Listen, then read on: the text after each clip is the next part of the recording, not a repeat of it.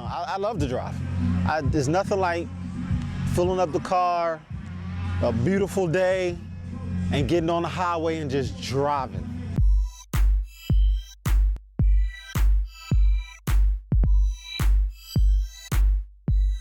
I do have a driver's license. I got it when I was 16 or 17 years old. And I did not grow up in Philadelphia. I grew up in Connecticut in a community that was sort of rural or suburban, somewhere in between, and where driving was an absolute necessity. I learned how to drive, wow. I guess I was about 14, 15. My big sister, Vera, taught me. 8 years ago was when I purchased my actual first car. I drove other cars before that, but my actual purchase with my name on it, the whole nine, was 8 years ago. So I really haven't been driving my own vehicles that long.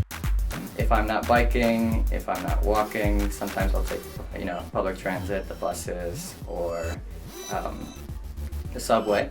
But I also have a scooter. I bought it last year. I'm very excited to be riding that around, especially when the weather's nice. We're lucky, actually, even if some people neglect our transportation system.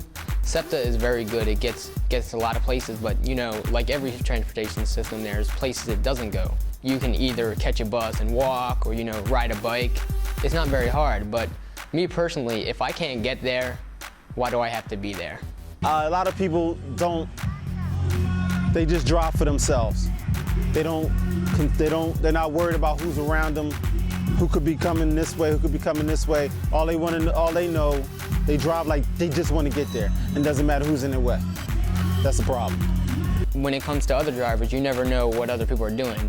Many people drive without licenses or drink and drive, or don't pay attention, or text, or worry about their kids when they're in the car.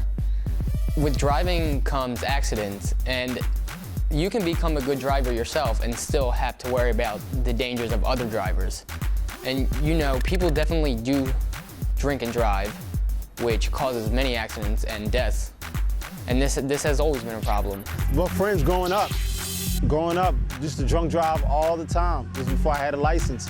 And I would drive them around when they got too drunk. Like in the area where I grew up, kids would go to parties on the weekends. They would drink heavily, and then they would drive home. And there were tons of accidents, and people going off the road into the trees and all those things like that. In a city, I feel like there's less room for that kind of recklessness, because people have the option of, buses, taxis, anything to, get home safely.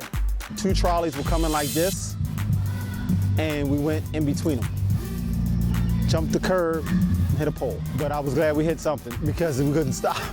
But it was better to pole than them trolleys. One of my friends was killed by a drunk driver.